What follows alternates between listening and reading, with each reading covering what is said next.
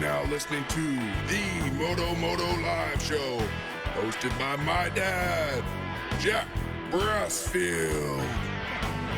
So let me ask you, did you drive that big Tonka truck here or what? So it's the fourth lap. You've been in the lead the entire race, and you tangle up with some banners? Are you kidding me? I'm telling you, this is the next wave. Don't tell me about struggle. When I started racing, I was going to the track in a four-door car. My bike was in the trunk. Okay, it's time to get serious. The windows are down. You're driving down the back road. Are you listening to country or rock and roll? Tell me seriously, where do you see yourself in 5 years? You are now listening to the MOTO-MOTO Live Show, hosted by my dad, Jack Brassfield.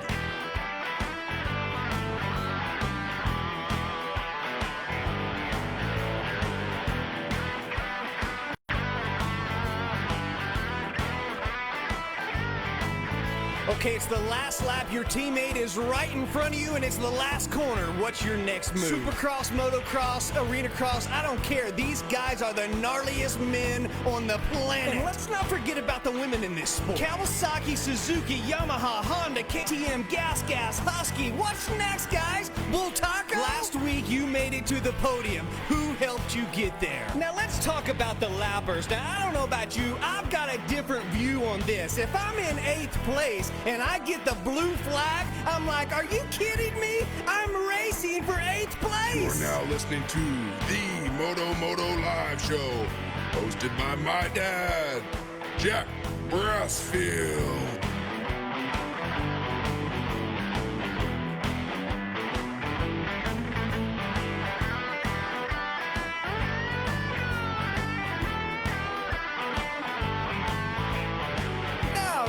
No, I disagree totally. The Last Chance Qualifier is my favorite race of the night. When else are you going to have everybody laying it all on the line just to get into the main event? So what's your training look like these days? Is that milkshake part of it, huh? Who's your first phone call after the race? Favorite set of gear, go. Who do you follow on social media? They say everybody puts their pants on the same way. Baloney! Is it left leg first or right leg? You know, I don't care what they say. We were friends before this race, but I'm not going to dinner after this is over. Okay, you're on the podium. Your mechanic hands you the hat to do the interview. Is it ears tucked in or regular status? Chocolate or vanilla? Sit back, relax. Here comes Jack Brassfield with the MOTO-MOTO Live Show.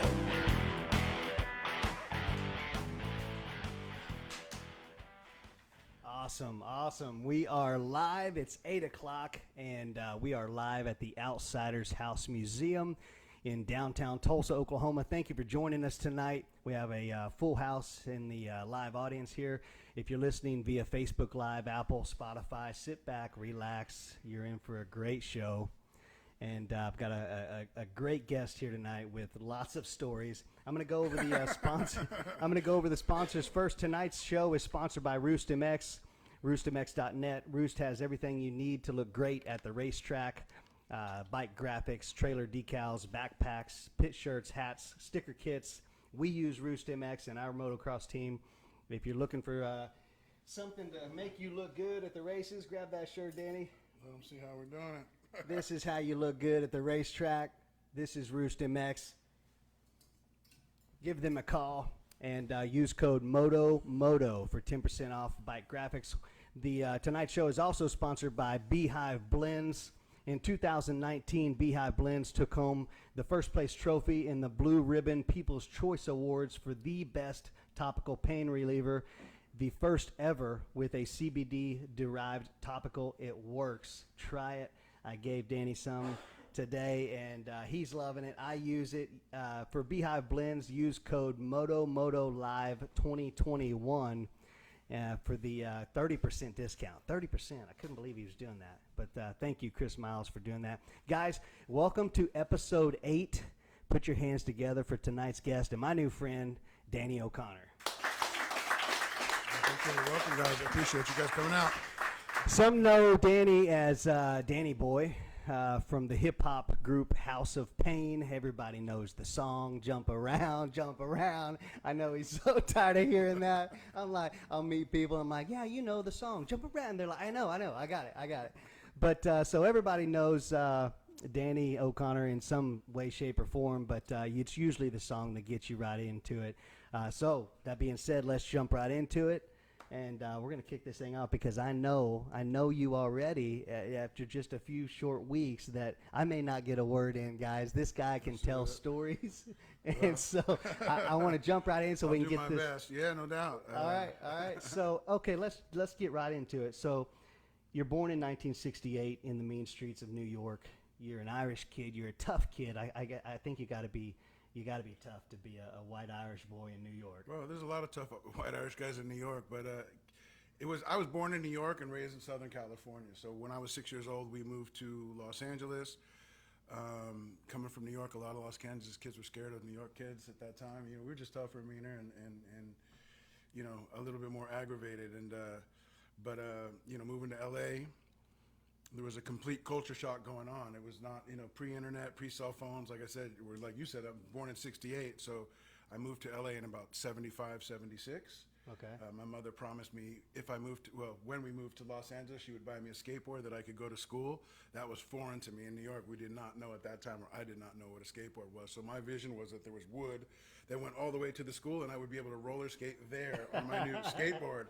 So there was definitely like a lot of, you know, East West had a lot of different stuff, and So kind of let's where I back up. first see, it's kind of where I first see motorcycles as well. You know, there's this whole Southern California had skateboarders and dirt bikes and surfers, and New York did not have that. It had different stuff. It had Italian kids, and it was more like, you know, Saturday Night Fever type dudes and Raging Bull type dudes, and this was more like Jeff Spicoli and Bad News Bears type dudes. Gotcha. Okay, so back up. You said you and your mom moved to L.A. Yeah. Where's your dad?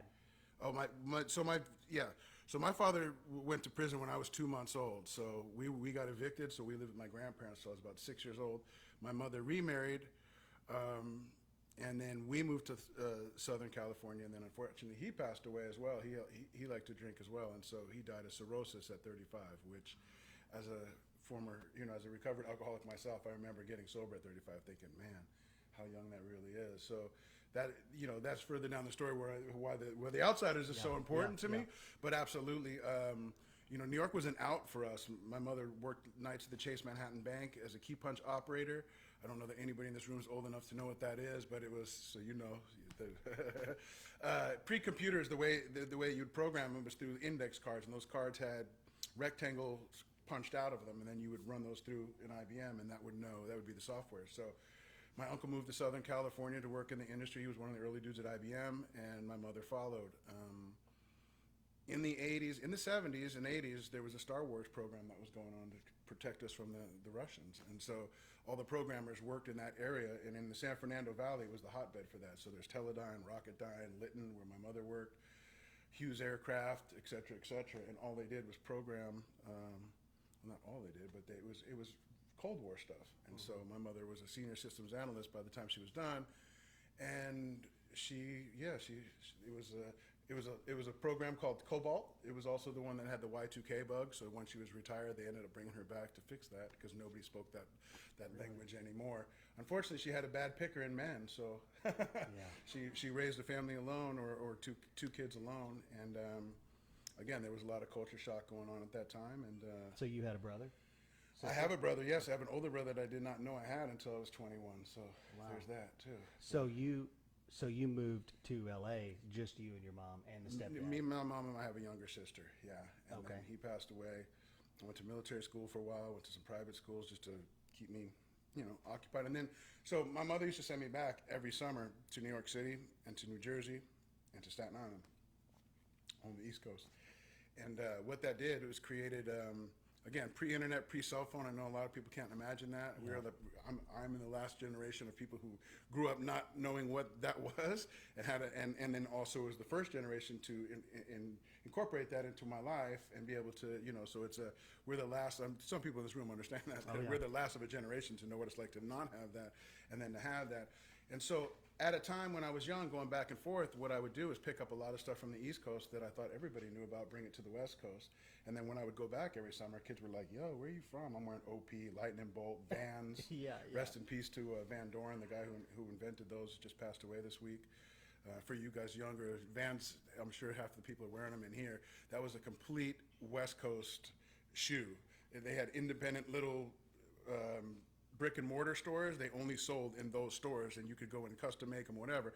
So if you went to New York with those shoes, older kids that read magazines, whether skateboarder magazines, which surfer magazines or BMX magazines, would know that you were from somewhere in Southern California. So Yeah, it was I remember a OP. complete different look. So I would go looking like, Jeff Spicoli or your average surfer skater kid, and then I would come back looking like a breakdancer, and my musical IQ went through the roof, because what they were playing on the radio in the West Coast was completely different from what they were playing on the East Coast per se. I mean, besides power rock, Van Halen, Led Zeppelin, whatever, that's obviously universal, but it gave me an edge that people didn't have at a time where you just couldn't dial up anything you wanted and learn that stuff. And I'm a sponge when it comes to that kind of knowledge.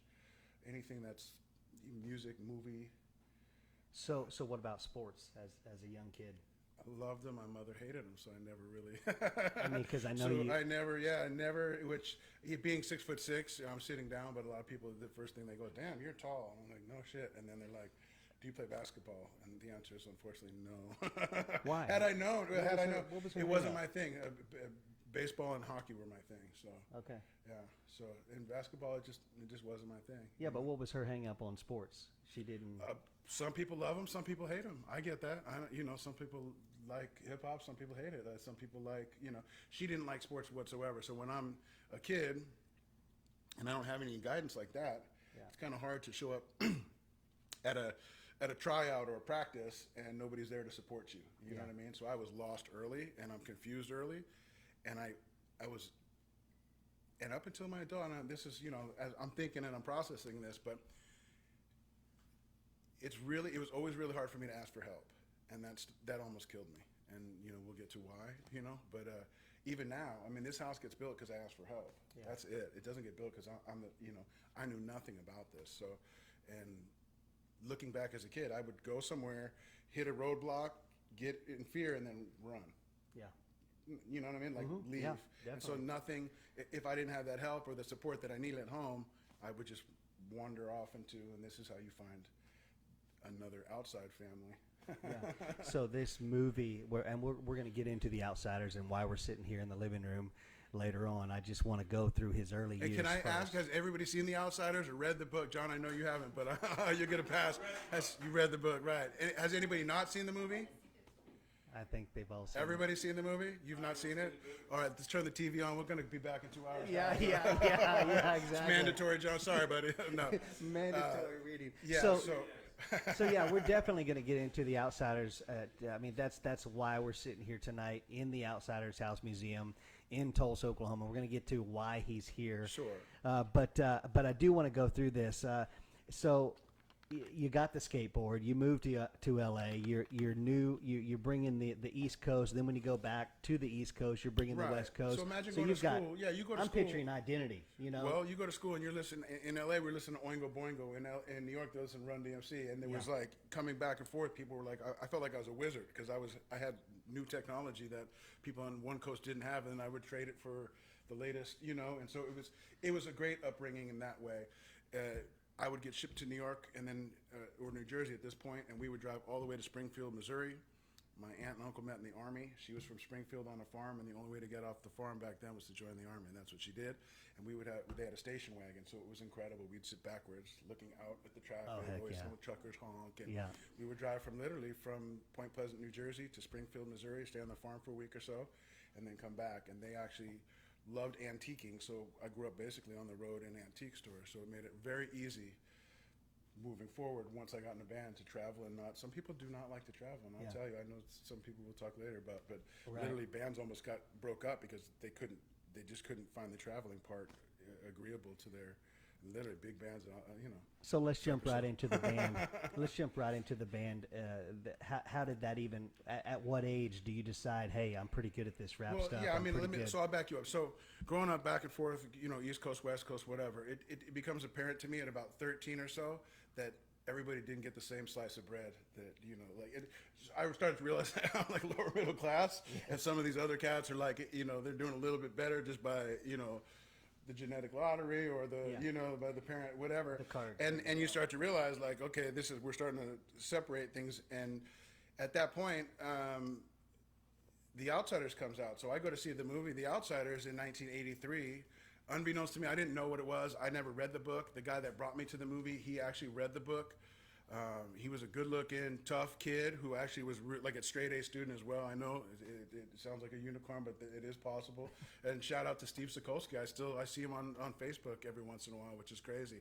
He took me to see it. I went in. My head was like, because for the first time in my life, I could relate to characters in a movie in a way I had never related to before. And what I saw in this movie was a family that was devastated by the loss of their parents. I just substitute that for not having, that kind of parental supervision.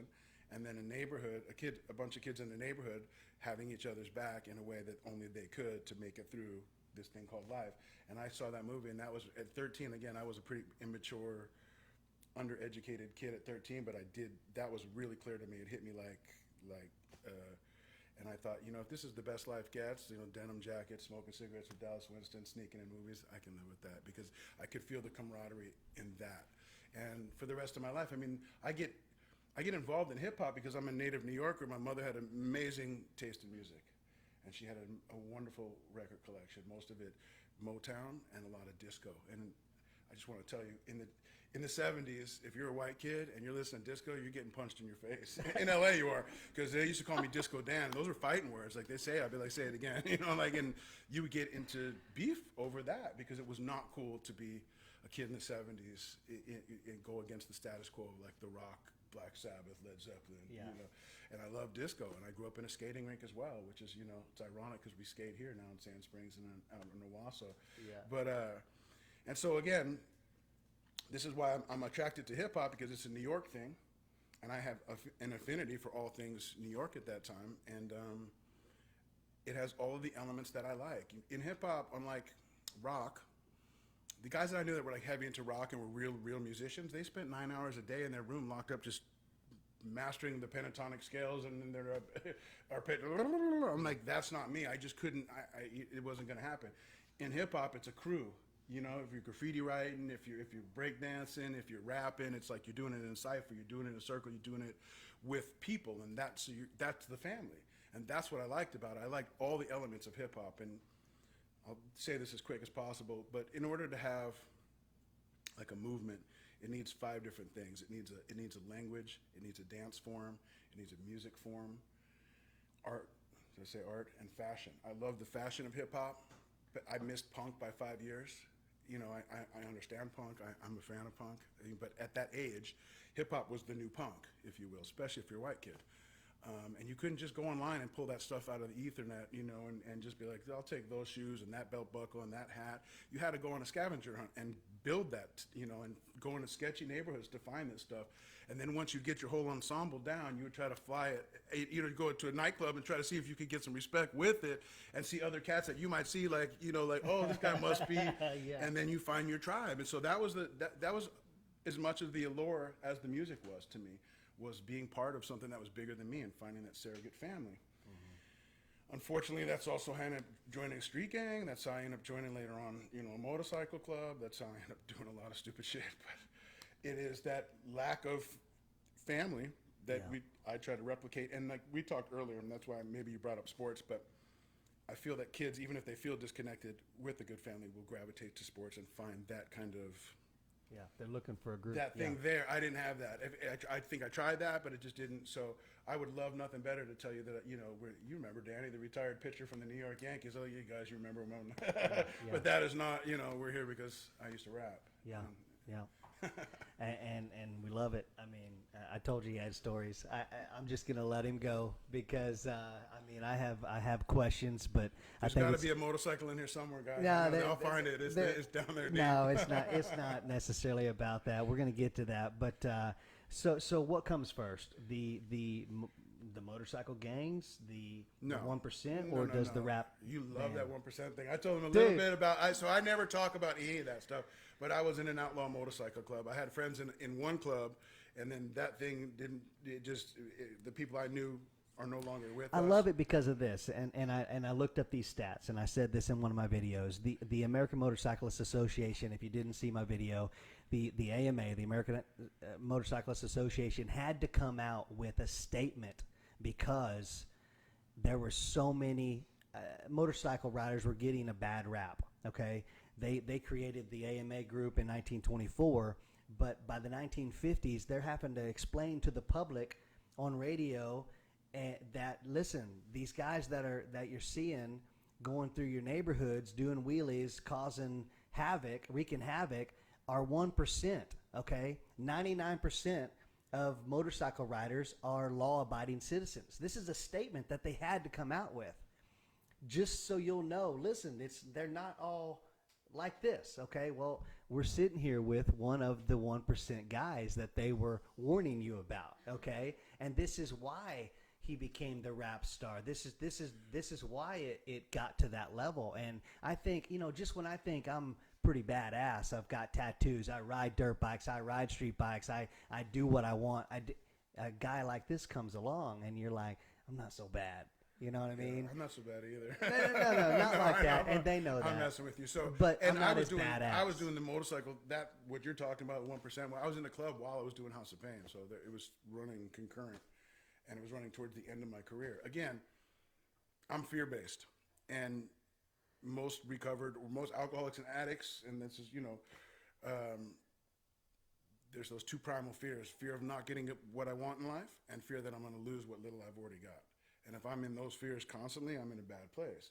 And so as my career was starting to fizzle out, and I'm putting it, we got to go back to like whatever. I started to go, I need another family. I'm gonna do the motorcycle club thing. Mm-hmm. And so always looking for something on the outside to fill the hole inside. It's bad. It's bad if that's the reason why you do these things. And that's my motivation was always to just not feel what I was feeling. And it was explained to me by someone I care about, that he said, Danny, a lot of people, nobody ever dies behind the way they feel, but I've watched a lot of my good friends die for trying to make those feelings go away and doing the things that we do not to feel, if that makes sense. It makes perfect sense to me, because for a long time, that's what I did. I did everything I could and put through everything I could to feel that way I felt, to just change the way I feel. And now I do it in other areas. But to back up, so I get into hip hop. I have no life plan, and I'm a latchkey kid, and so if you grew up in the 80s, you may know 70s and 80s. In the 70s or 80s, you may know what that is. And basically, my mother literally tied a key around my neck and said, "Don't lose it." And the only warning I got was not to wake her up, because she had to wake up for work, and so that was doable. And I just thought she was super cool, but it turns out that was just a thing. A lot of divorced parents, a lot of people like that, and so. I make it to high school, but I don't really attend high school, so I always say I have a 9th grade education at best. I started hanging out. I joined a street gang at that point, and I was up to no good. I also seen Scarface around that time, and I thought that was a documentary. I did not know that was a movie, and I thought, man, that looks like a really good business model, and I can follow that. That might be. And I want to preface it by saying, in hip hop, then. There was two things that you didn't want to be. You didn't want to be a drug addict. Selling drugs is applauded, but using drugs is not. And maybe that's changed a lot. I think it has changed a lot. But in the 80s, that was in the hood. It was like you either sold or you did. You did not do both, and you were cut off if you did. So selling was not a problem, which is weird. So I didn't have there was no stigma tied. There was actually, you were held up higher for that. It was keeping it more thorough. So I was always up to no good. And again, it's fear. I don't know what I'm going to do with my life. I have no life plans. I feel like I have no skills. Nobody's, looking out for my bed. Nobody's advocating for me. And then I'm not getting it home, I got to the lowest common denominator of kids who were just like me, were doing the same things I were doing. And there are consequences and repercussions for this stuff. And while everybody else was getting an education and going off into their chosen field, whatever that career is, or going off to college, I was doing white-collar crimes, credit card crimes, and petty drug sales and stuff like that. And just as it was starting to get, the consequences were coming my way, I started a band. And I can give you it happened really as quick as I'm going to tell this story. I knew a kid in high school who really could rap great. We were all b-boys. We were a handful of white guys. Our b-boys are just like hip hop. That's like you're a break boy, a b-boy. That's like a, you know, and you could count them on one hand in my neighborhood of kids who were really doing that and being in a hip hop like that. And he was one of them. And then he put a record out with Ice-T. The record didn't do so well, and then he was looking for the, you know, a second wave or a second, and that's what I do. I'm a creative director. I was like, had a bunch of dudes around me, a bunch of Irish kids that were tough kids, and we were the support group for. So you know, we're the exterior. He's the engine. You know, we made a car together. You know what I mean? Like we're the shell. He's the, and we start House of Pain, and you know, he writes a hit single. I did not write Jump Around, and I'll talk to the youngest guy in the room. If you get into music, by chance, keep your publishing, and that's where you get mailbox money. What I did for a living, what I do, I'm the creative director, the logos, the artwork, the name of the band, all of that's me. You get paid once for that. I mean, you still get t-shirts and stuff, but it's not long-run publishing. That being said, that saves me from all of the consequences that would befall anybody who was doing what I was doing. Yeah. But all it did was further it another decade down the road. Mm-hmm. And so the music goes really good, then it goes kind of good, then it just is no good.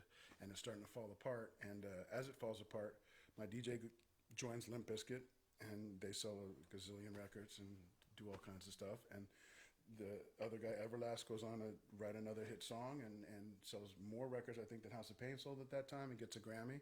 And I panic, and I just start doing drugs. And now, instead of, I'd stopped selling, obviously, in between the House of Pain thing, but now I'm dabbling in them myself. I'm using them, and now I'm in an outlaw bike club, and we're manufacturing them as well. And I'm getting high on my own supply, which is never good. And it all starts to fall apart really quickly. And so I end up living, seconds and inches away from jails, institution, or death. That is what's promised to alcoholics and addicts. And so that's where I ended up. Where does Punky Brewster come into play? Somewhere in there, Punky Brewster. So Punky Brewster, if you guys have watched TV in the last couple months, there's a documentary called Kid 90. Soleil Moonfry is a good friend of mine. I meet her literally like the first week our record drops from mutual friends. I'm 52. I have never seen an episode of Punky Brewster in my life. I understood that she was Punky Brewster or is Punky Brewster, but to me, I just knew she was a child star. She was super cool. And you got to imagine, like my whole life, it was predicted I'll be dead or in prison just like my father by the time I'm 21. And by the time I'm 21, I made $1 million, and we had the biggest group in hip hop at the time. And so it's almost like a bizarro world of it feels like an episode of Twilight Zone. Like where the guy can't lose and everything he does is like, oh, it's so great. And and I started having panic attacks. So for the first time in my life, people were like, dude, you're going to be, oh my God, I love you. And I was like, whoa, it's so foreign to me to get that. And still I have problems with any kind of compliments and stuff like that. And so I meet Soleil, and she's already been through all this. She's still, famous. Even in the 90s, everybody was like, oh, that's Soleil, that's Soleil. She had fans all over the place. Yeah. So I could trust her because she had nothing to take from me. Yeah. All the people around me, you know what I mean? I felt that they were on the get or on the take, and I couldn't trust them because it was a bunch of yes men. I surrounded myself with yes men. Yeah, I like paranoid. That, but yeah, I was like paranoid. Yes, yeah. And so she was that solid rock, and looking back, I understood that she had maybe a crush on me, whatever. But I was so like, I couldn't even. It wasn't even registering. I was just wild, And it wasn't until later that we ended up getting together. But unfortunately, I was already on a downward spiral and a drug addict at that point. And if I have any redeeming quality in that situation is that I understood that I did love her as a person in such a way that I knew that I was just going to drag her down with me, and so to let go of any, and I let go of a lot of people there was a handful of people I really cared about, and I try to avoid them at all costs because this is what people do. When it's like, I often say, like, if you've ever seen Baywatch and they're running down the beach and they've got that red thing, like, what is that red thing? Do you know what I'm talking about? They have like a red floaty thing. Yeah. There's a reason why lifeguards have that, because if somebody's drowning, and you try to save them, they will pull you down to get air. And they'll drown you unknowingly by trying to, so they throw you the red thing, you hold on to that, and then they'll tow you in. Yeah. So a drug addict is the same way. Alcoholic is the same way, if you're as bad as I was. So it's just everybody's got to go because I gotta live. So you let her go. In that way of like, I just disconnected from that. And I remember the last time I saw her right before she got married, she was with her new boyfriend, and she met me, and an actor friend of mine who was just here in Oklahoma doing a film, Peter Green, and her new boyfriend, and we went to the movies, and I remember the look on his eyes was like, get these guys away from you and get them out of, like, he was disgusted with us, and we were like, fuck this guy. And that was the last I saw her, and then for 20 years I didn't, and then one day I was going back and forth from LA for this house, and one day she followed me on Instagram. I was like, uh-oh. And then I got a message, hey, what's going on? And long story longer, it turned out that she had saved all her diaries, yikes, all of their phone call messages, voice messages. You used to have a tape. I know it's hard to... Used to have one of these. The answer machine. Yeah. She saved everything. So she just made a documentary. It's a beautiful documentary. Even if you've never heard of Punky Brewster, or what I thought it was going to be was like a highlight reel of, Soleil Moon Frye's life. What it really was a snapshot of LA in the 90s, in the people who used to run around. And at the end, I don't want to, any spoilers, but you might cry on this thing. And I didn't want to watch it at first because I'm not sure what was going to, what it was going to do to me or for me, or like, I just, I know it was, but she did a really good job. And she told the truth. There was she didn't. Were you in a lot of it? No, just it just chronologically played out. It was great. And so the happiest thing about it was that when she was filming, I was working on this house, and I was like up to my ass in alligators. I couldn't leave. And she's like, we want to fly you out. I'm like, I can't go. I'm not, and then she's like, what do we have to do? And I'm like, come to Tulsa. She's like, we're coming to Tulsa. So she came to the Mayo. She hung out. We filmed here for about 4 or 5 days. You see what you see on TV is like 3 minutes of 4 days of, reduced. But I got to show her Tulsa, and I got to show her, this beautiful, like, I'm proud of this town. Like, I found this, and we can talk about that, as well. But, I love Tulsa with all my heart. And, obviously I wasn't born here, but I got here as soon as I could. And my friend Zach used to say that, and it makes perfect sense to me. Everything I'm looking for is here. And when people come from LA or New York to visit me, I think they're a little apprehensive. They don't understand what's going on. They're like, did this guy relapse? Is he, is he got a warrant for his arrest? Why is he in Tulsa? And then they come here and they go, I understand. Yeah, it's great. And then second day they're like, hey dude, how much your house is? I'm like, slow down, dude. Let me hold on. Right. Let me get on tourist. But okay, so let's go into that. You get the band back together in 2015, 16. And you come to Tulsa, right? You got some of the members. So what happened was so the band comes to an end about 98. So did my writing with the club came to an end, and I'm literally living on my knees as an addict and alcoholic. I get sober in 2000. I stay around for 3.5 years. In the first year, I do all the things that are asked of me and all the things that are required.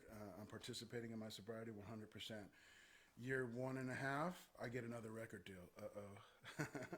They give me money. Wow. Year two to year 3, I'm like, I don't really got a problem. I got all this money. I got a new record coming out, and I get alcoholism. I start to forget that I ever had a problem, because I can have a problem. I just got $500,000 in cash and a new record. Like, I might be fixed. This is working out. This sobriety gig is really cool. So what I did was trick myself. I thought that, just a little getting away from it and a little money in my bank account would restore me to sanity, but it restored me to insanity. And so at 3.5, I decided a drink wouldn't be a bad idea, and I ended up being right back on drugs within 72 hours, because what I was looking for was not to be found at the bottom of a bottle of Corona. And so I was back on methamphetamines. It was another 3-year downward spiral. I ended up with very little teeth in my mouth, living in a warehouse on Santa Monica and La Brea.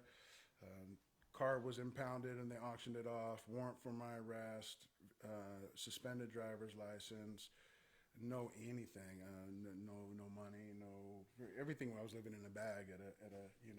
And the worst part is you're almost losing your soul in any glimmer of hope. And so, by chance, a guy called me. He used to bother me every once in a while, and then he would call me and say, what's going on, man? You deserve to have a good day today. And I knew he was in the program, so I used to avoid his call. I'm in a 12-step program. It saved my life. And one day he said, hey, man, I'm in Hollywood if you ever want to go back. And I tried to go back and get sober. It just didn't take, because once the first time for me was a gift, and I know that's true with a lot of people who get sober.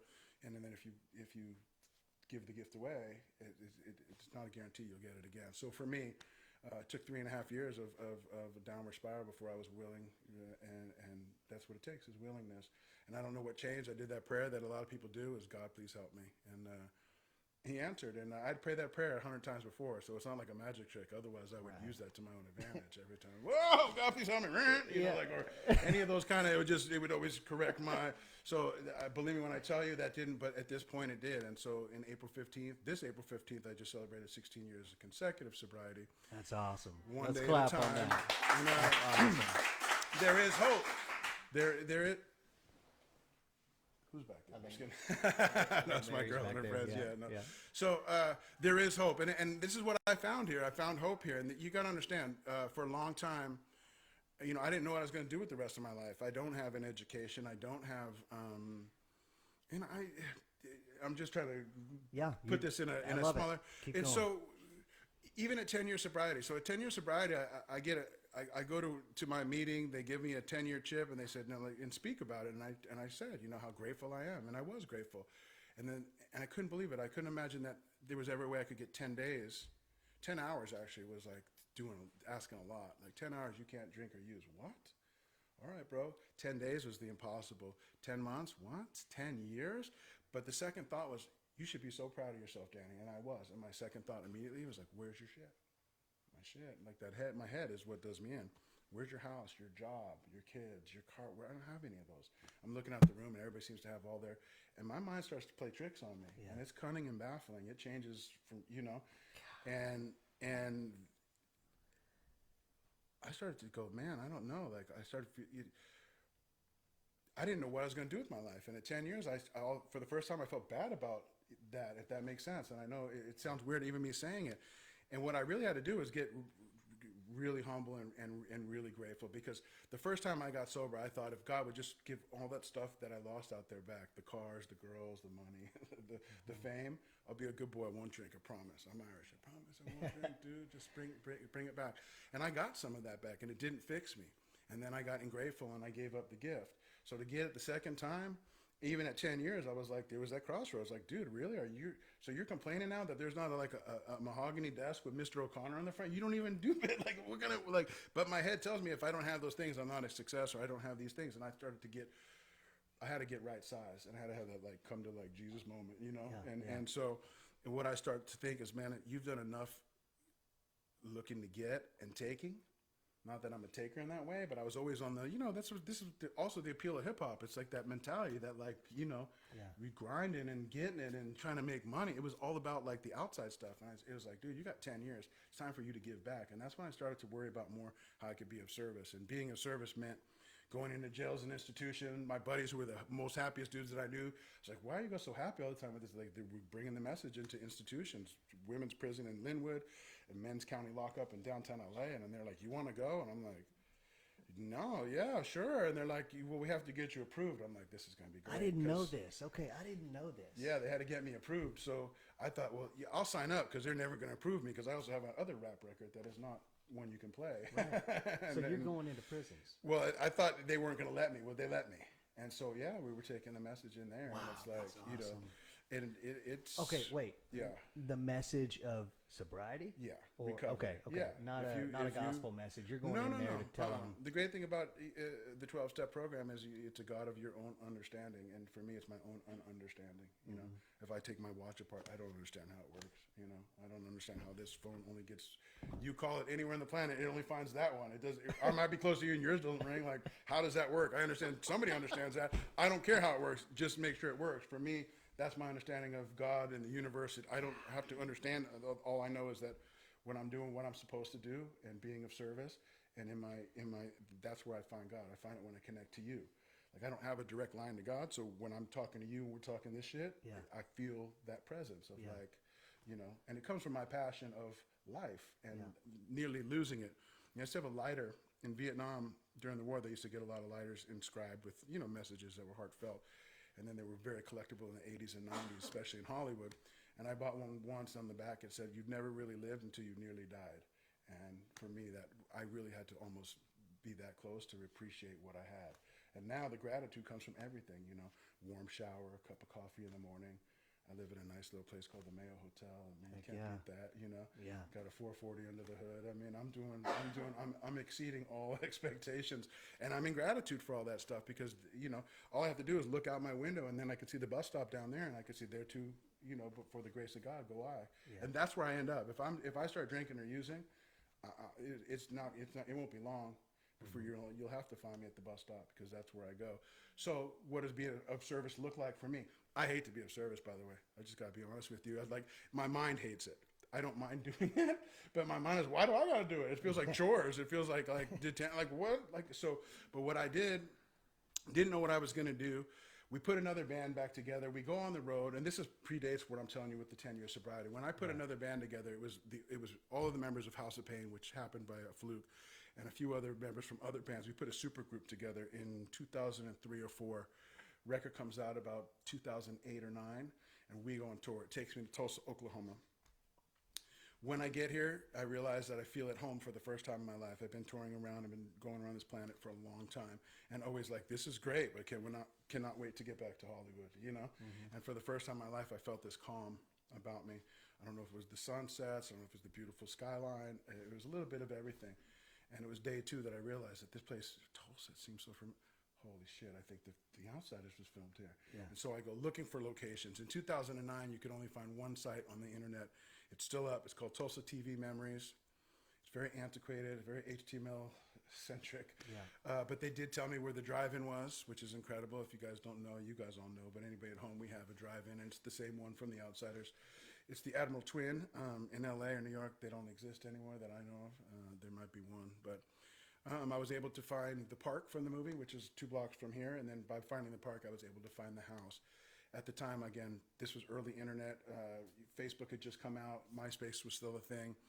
I post a photo out front, and then I get to the Cain's Ballroom. They tell me, hey, I heard Steve Jones is your good friend, is the guitar player from the Sex Pistols. I said, yeah. He goes, yeah, your road manager just told me. I just showed him the hole that Sid Vicious punched in the wall when he left in '78 after playing their gig here. So I was like, oh, that's cool. So I took a selfie in front of that. I took a selfie in front of the house. I put it on the internet. And the hole in the wall had a Sid Vicious frame punch. around it, right? Yeah, they cut it out and framed it when they redid it. Awesome. Yeah. And everybody was like, where the hell are you? And I was like, dude, Tulsa, this place is great. They're like, where on the Warner Brothers lot is that house, though? I'm like, no, dude, it's here in Tulsa. And so also the house was for sale for $42,000. And coming from LA, I assure you, there is nothing with the word real attached to it that can be found even in 2009 for $42,000. So although I was very intrigued and was like almost ready to like make an impulse purchase, I had to like relax and go, dude, you don't know anything about Oklahoma. You're not allowed to buy the world's coolest greaser fort, and slowly walk away. So we did. And what ends up happening is I use that tour bus as kind of like my own magical mystery tour bus. I bought a new camera. I was highly caffeinated, and I was 5 years sober. And so every place I would go look for historically significant locations, whether that's Mary Tyler Moore's house in Minneapolis or the grassy knoll in Dallas or you name it. I was movie locations, true crime locations, whatever. And everywhere that tour put me, I would take a photo and I'd put a reference photo and I would put it on I made a page called Delta Bravo Urban Exploration Team, and it starts to pick up steam, and I create this whole hobby. There are people doing it in other ways, but they're not doing pop culture locations. And what we do is that. And long story longer, for the next 5 years, I'm going on tours. I'm going on a lot of road trips looking for spots, and I always come back to this house. Every year I come back, it looks worse for wear. So by the time I get here year 5, my spidey senses start to go off. I'm like, this is not good. And what's happening is that the Habitat for Humanity is coming through here. Mm-hmm. And they're cleaning it up. They're doing a nice job. And I'm a fan of what they do, but I'm not a fan if they're not doing their due diligence and recognizing this to be the national treasure that is an international treasure. And so what I start to see is every block is starting to disappear. And they're year 5, they're 1 block away. And I don't, 9th grade in education and all, it don't take much to tell. Like a blind man could have been like, yo, dude, this is not going to be here year 6. And that's when I started to worry. And so from a series of different events, we ended up procuring the current owner's phone number. She's living in Florida. Her husband had bought it, did a fluff and buff to rent it out. He passes away. She inherited it. she decides that her and her sister would be better off in Florida, so she's an absentee landlord, and the tenants are tearing it to shreds. So by the time we call her, when I say we, I had my buddy do it because I didn't want to mess this up. And I just said, dude, you got to do me a favor. Call this number, tell the lady we know it's not on the market, but if you're ever interested in selling it, we would love to hear your number. Knowing it was at 42 the last time it was on the market. So he called me right back and he's like, yeah, you bought a house. I'm like, what? I'm like, dude, stop messing with me. Don, what's going on? He goes, dude, did you not tell me to call this day? I go, yeah, what did she say? He goes, dude, she said she wanted to sell it. I said, how much? She said 20, she won't take a penny less than 20 grand. He said, dude, I saw the house. It's Oh my God. garbage. I won't give her a penny less than more than 15. First off, he'd never been to Oklahoma. He's never seen the movie. He never read the book. Yeah. He was just, it was a shill bid as like a, he just wanted to get it, and she accepted. So I bought the house for 15 grand. Oh my It's not as good as buying the mail for $1, but I'm right behind. That's a good, but for 15 grand. So I thought I stole the house at this point. I drive all the way from LA. I pay $5,000 for the tenants to leave. They were 8 months behind in rent, and they were tearing it to shreds. So we relocate them. By the time I'm able to get back off tour, get to LA, get in my car, and I drive all the way to Oklahoma, I break in the back window and I realize, oh my God, I had been had. The lady obviously knew what she had, and there's a photo. If you look over by the fireplace over there, we had to bring this house down to the sticks, and I can assure you, this is another truism. Unlike John, I have no idea what I'm looking at when I'm looking at these things. I was a fool. People are always like, why did it take someone from out of town to step up and buy this thing? I go, because I was stupid. I did not know what I was looking at. What I saw was a passion thing. I loved The Outsiders. I couldn't believe it was still on Earth. I couldn't imagine Earth without this house. So 15 was like a no-brainer. I was just going to board it up and go home and figure it out later. Like most of the things in my life, I'm like, we'll sort it out later. But what ends up happening when I get in this house and I realize I just bit off more than I could chew. And this place, they were hoarding in here. It was atrocious. I mean, it was a complete teardown. I think I met one of the guys that was living in here. You met one before that. So you met the guy who currently lives in this neighborhood in many different places, Jerry. And Jerry's father owned it when they filmed the movie here. Yeah. He loses it to the state for like $900 in back taxes. Apparently, the people I bought it from tried to buy it from him for $11,000. He turned them down, only to lose it to the state for back taxes for about $900. So I feel bad for Jerry all the time, but he also, so that's, and he's still around here. Yep. So I'm in it now, $20,000, and I'm like, I can't believe I just did the stupidest thing I've ever done in my life, because at the time I had 28 grand in my name. I just put 20 into this, and I'm like, this is over. What did I do? And so this is going back to the ask for help part. I thought, well, shit, this is no longer my fort. This is not my new house. We're like, they happen to just film The Outsider show. In my mind, originally, I didn't want it to disappear from Earth. And then I was like, well, shit, I can live here like part-time and do this. I don't know. It was just happening too quick. Yeah. Right? Yeah. So then I'm like, I need to ask for help. And if I ask for help, what will I give in return? I was like, I can make it in a museum. This would be a great museum. And I think the Christmas Story has a museum. Why can't this be a museum? And the thought had been thought before, but this is where I was like, I'm going to commit, so I'm going to ask. And I thought, but there's not going to be any support. Because how could this house just sit on the market for so long and nobody bought it if there was anybody who cared about the outside? I thought I was the only outsider fan on the planet. I didn't know, and so I buy the house. I asked for help. I had one poster. It's on this wall out here. It's just a movie poster, just like any other movie poster. So I had no collection, no skills on any like remodeling or what the price of them. One guy's calling it drywall, the other calls it sheetrock. I'm like, what are we talking about? Is it drywall or is it sheet? I just didn't know what the hell was going on. But what I did was ask you guys for help. And this is also how I fall in love with Tulsa. I'm already like infatuated with the place and I love The Outsiders, but people ask me all the time, like, you moved all the way from Beverly Hills to be here for The Outsiders only? And I was like, yes and no. I love The Outsiders. My original plan was to stay in LA and maybe come here half the year or a couple months of the year, oversee this, and then go back. I never saw myself leaving LA. Smartest thing I ever did, by the way, but that's by default anyway. It wasn't intended. But I come here and I meet you guys, and everybody here is so much different from everywhere else I've been. And this town is so gracious to me. This state is so good to me. And it's the people. I love the Mayo Hotel where I live. I love Kane's Ballroom. I love Route 66. I love the Circle Cinema. Now you're going to Drillers games. Drillers games. Yep. Oilers games. I love the drive-in movie. And what I love is that, there's an original Tulsa flag, and it's either unlimited opportunities or opportunities unlimited. I find that here.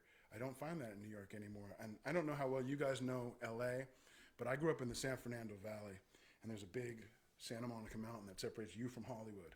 And as a kid, as a teen, the whole thing is to get over that hill and make it in Hollywood. And if you're crazy enough to try that, whether you're a singer, dancer, rapper, poet, whatever, if you can make it there, just like New York, you can make it anywhere. And if you can get it to click there, you have a good chances. They said that the odds are good, but the goods are odd, right? Yeah. And so there was this whole bohemian thing going on. Same with Lower East Side of New York or anywhere in Manhattan. If it was like, those are gone now. I go back to LA and it feels like a Vegas strip of like, it's just been all the authentic stuff has been stripped out of there, and it's all replaced with just fake. It's just, Yeah. And yes, it's very fake in that way now. And New York is no different. And so I come here to the Midwest of all places and realize, oh my God, like the American dream is alive and well here. And I really believe that with all my heart. And I see it. If you have a dream and you're willing to work hard for it, you can find the support here for it, and you can do whatever you want here. So I encourage people, if you're watching it, but even my friends, I got a retired NYPD cop who's moved here from New York. He's a New Yorker's New Yorker. I never thought in a million years a guy like that would ever leave New York, and he's here, living the dream. People from LA have come back on the calendar year. The first year I moved here, some of them 3 or 4 times a year, and I thought I was going to have to beg them to come leave LA just to see me. My biggest fear moving here was that, like, and I told my missus, who just came from LA via Boston and loves it as well. In LA, you can stand still, and the world comes to you. Because if you're in Hollywood, at some point, all of you are going to visit me. Just by default, you might go to Disneyland, you might go to the thing, you might at a conference, a beach, whatever, and somewhere along the line, I will run into you. And I didn't know if that was ever going to happen in Tulsa. I thought, well, this is a big question mark, and did you guys have good pizza, which you guys do have good pizza. Yeah, we do. Said that. We do. So, and what I found was the exact opposite. Every time someone's crossing the U.S., they always stop through. For whatever reason, maybe it's just my experience, but I have had more almost like divine appointment visits than I could shake a stick out. I just had one this week. I was sitting out front. A guy sat down and he goes, "Hey, buddy, long time." And I was like, and it was a guy I went to high school with, and a guy who went to prison for a decade, and a guy who I was that close to going to prison with. Wow. And now he does something. He does what we were talking about, does ministry work where he goes all around doing that thing. And I could not believe it. And we had to make a little amends kind of thing. And I took him for a burger over at Ron's. Yeah. And it was pretty emotional. And I've had every month I've had, even Soleil coming here was a big deal. This thing has been a rebirth for me. And so if you're at home, you're like, what? Still don't understand where the motorcycles are on this thing and what I'm talking about. Yeah, forgive it's me. Fine. So I buy the house. I turn it into a museum. I have no means of doing so. And I ask for help, and the help comes. So be careful what you ask for, you may get it. And so in this, it turns out to be the best possible scenario for me, because what it does is allow me to do the service work that I always needed to do, but in a way that I wouldn't get bored with doing it, in a way it doesn't feel like it. If you do what you love for a living, you don't work a day in your life. I do what I love for a living. And while it's not a money grab or there's not a lot of money in it, I'm overpaid because I meet so many wonderful people. And when I see the kids come through who are just reading the book and the smiles and their eyes wide open, you're like, oh my God. And it's really hard for me I never question, am I where I'm supposed to be? Because I'm right where I'm supposed to be. And so I love everything about what I'm doing now. And it's a complete rebirth for me. And it's the thing I always needed, to like 180 out of all of the other stuff. So I want to tell you that when people see me now, they're like, hey, that's that guy from the Outsiders House Museum. Yeah, and they're not really like the House of Pain guy, which is great. God bless it. House of Pain, it's why me first, right? Yep. But it feels really good to not be that guy so much and more of like, hey, that's the guy from the Outsiders House Museum. And so that for me is like a feather in my cap. And so I'm like one of the audience tonight. I mean, I'm just sitting here. I love this. These are great stories. I told you I wouldn't get a word in. I mean, he just has so many stories. I mean, one after another, and you just have to sit here and listen because I'm learning. As I'm looking at the clock, and I don't want to cut you off, but I want to tell you this. When I got to LA, everybody had a motorcycle but me.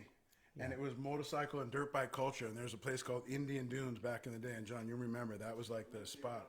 That's right. And so all I wanted was a drum set and a motorcycle. My mother said, "Screw you," and it's never going to happen. And the first motorcycle I ever rode, it was 16 when I first got on a motorcycle. And I know my buddy's watching, Jeff Hasselback, and he had an RD 400. It's a 2-stroke wheelie machine, and I still have burns on my inner calf to prove that we rode that hard. We used to do all kinds of things on that bike. That's back when it wasn't always no. It was never cool to ride 2 up, but we rode 2 up. Hey, when you're young, it don't seem so weird, but doing it now is weird.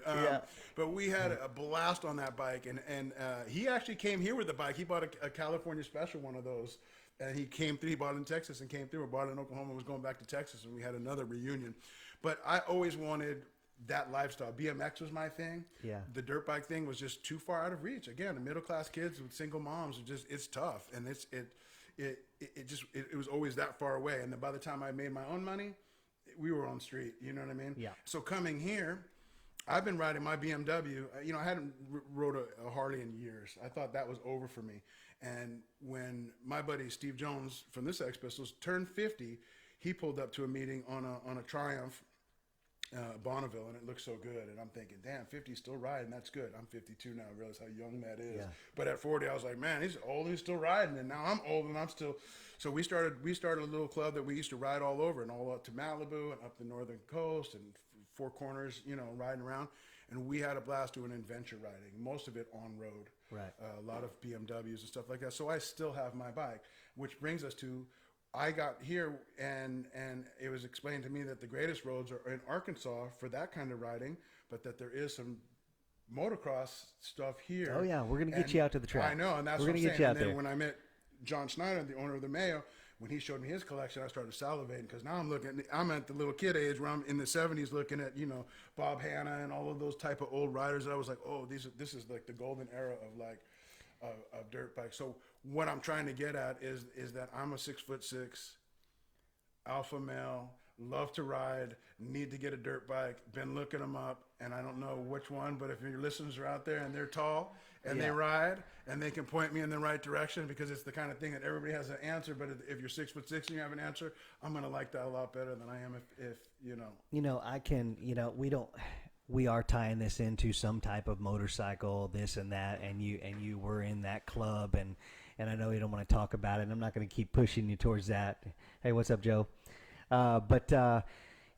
I can tie everyone I know, everyone in this room I know through motorcycles, everyone I know on Facebook and Instagram, and everyone I know is tied to a motorcycle some way, shape, or form. I met you at the Mayo Hotel through a guy that I was interviewing about motorcycles. You can tie it back to so many things, but for me, it comes back down to, well, yeah, we rode motorcycles together, or I know him through a buddy that rides motorcycles. Yeah. And the greasers and the outsiders, and that's so motorcycle. I brought my leather jacket. There it is. Well, for me, motorcycles represent freedom. And staying free is what I'm trying to do. You know what I mean? Yeah. And so riding is like the purest form of that. I'm not smart enough to be a pilot. If I was, I have a friend I keep trying to, you better get a license. Brian back there, he hears me. This guy works on my car. Yeah. Like, you better, and he's my great friend. He taught me how to scuba dive, the whole shebang. Yeah. But I'm like, get a license so we can fly. Because I don't actually want to do all the work. I just want to fly with you. Like, once we're up, let me take the wheel real quick and see.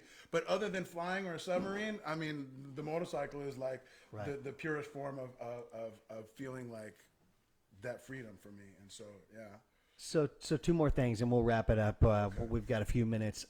So not many people. I don't know anyone. John might have a key, but you have a key to the city. This is correct. So listen, I'm still like, how did that happen? You know what? This thing is, this house is bigger than anybody involved with it, and that includes the actors in the film. Maybe not bigger than the author, S.E. Hinton, and who I love. Before the movie, there's a book, and the book is written by a 15-and-a-half-year-old girl at Will Rogers High School. She's failing English and gets a D+ in creative writing. She writes The Outsiders. That book changes the world. It changes the way the way teachers relate to kids who don't want to read like myself, or kids that are troubled kids, or kids that might be going through something at that young age. This is the book that kind of connects them. And so just that fact alone is like, to me, still like the most impressive fact. Yeah. It gets turned into a movie because 100 kids, on the behest of a librarian in Fresno, California, who notices that every kid she gives this to, the light bulb goes on, and then they start growing in front of her eyes. She says to Francis Ford, she writes a letter to Francis Ford Coppola encouraging him to read the book and perhaps turn it into a movie because he did such a masterful job with the Black Stallion, to which he does. And because Coppola wanted to keep everything authentic, he decided not to do it on the back lot in Warner Brothers and come all the way to Tulsa, Oklahoma to do that. In '82, that's still weird because it's a lot of money to move everybody from Hollywood to another town in the Midwest and to run a production. Not only does he fall in love with what he's doing here, he falls in love with Tulsa as well, and then he decides to buy another book of hers, Rumblefish, and he films that 2 weeks after that. So as a kid, when I'm seeing this is Anywhere's USA. As I get older, I understand it's Tulsa. It's an incredible thing, and there's a lot of legacy here that she's done a lot of stuff here, and that story for me, it constantly grows. The house is not bigger than that. The house is a piece of movie history. We house the world's largest collection of Outsiders book and movie collection. But now I'm going into the next phase, which was there's no title for it. And I told her, being S.E. Hinton, the author, I don't have any hard plans for an S.E. Hinton museum, and I will not do anything without your blessing and you signing off. But I now have a really large collection of all of her works, and eventually this house is already packed to the gills anyway. Yeah. So this is what I want to do, is just to keep showing the wonders of S.E. Hinton to the rest of the world, and Oklahoma and Tulsa. And so it allows me to be of service in this way. It's the greatest thing that's ever happened to me. Tell the story of why she's S.E. Hinton. She was S.E. Hinton because in '67, the authors and her, the publishers and her agreed that no boys will ever read a book written by a girl, especially a 15-and-a-half-year-old girl who wrote it. So they decided to be ambiguous and call her S.E. Hinton. So I get people still, they go, I love his work. And I'm like, it's not Steve Earle, it's Susan Eloise. Yeah. But there might have been a time I thought it was a guy too. Who knew? And there are people that come up and to her, and she's totally real about how it was written, and that it is fiction, and Yes, I meet people all the time that go, my uncle was the inspiration for Pony Boy, and I go, fantastic. And I know I'm not going to break the news to them. Yeah. If you've been going that long, let me. But she's very insistent that it's all made up. But based on what she saw at school, And so, why were we talking about that? Yes, it is. So it just is my way of being of service, and in doing that, everybody gets what they need, and it's changed my life. And I'm here full time. I'm looking forward to seeing what you have out there, because I do want to ride. For 3.5 years, I was doing this thing. I never got to come up for air. Now, COVID hit, and then it's been a year of lockdown. So now I'm ready to do other stuff. So during COVID, I learned to scuba dive. I've been 5-6 different dives with my buddy here. We've been to Nicaragua. We've been to Arkansas. We've been to Texas to dive ranch, and that's awesome. So I got the water thing taken care of. Yeah. We're working on the air thing. We don't know if that's ever going to happen, but the motorcycle thing is a no-brainer. We'll take care of that. Yeah, and so that's where I'm at. But being tall is the hard part, because I got to find a bike that's going to work. We'll find you some. I still have my BMW, and I'm looking to. This thing is starting to run itself now, so it's giving me some free time, and I don't think any of this happens by accident. You know what I mean? I don't think and there are no coincidences. So I meet everybody I'm supposed to meet for, a plethora of different. Why is the question? But when I came and saw you guys talking, I was I'm fascinated by that. And tell me again your best friend's name that you did the. Gary was he was great, and we started talking. He said, "Oh, you're crazy. We're gonna take you back. You can go up from the Osage all the way out to." Oh yeah. He had all of these back roads and stuff. So we got to all plug in and go out for a ride. And so, yeah, I'm suited and booted. I'm ready to go. I can't wait to kick in on that second life here in Oklahoma. Hey, I appreciate you letting us come do this inside the Outsiders House Museum. It was an honor. I love all the stories. I could sit here for another hour. I really appreciate it. Guys, give him a big round of applause. Thank you. Thank you. All right. If you want to listen again, it's going to be on Apple and Spotify here in the next few days, and YouTube. Or you can always check it out again on our Facebook archives. This was episode 8 with Danny O'Connor. Thank you, guys. I appreciate you guys. Thank you, brother. I appreciate it.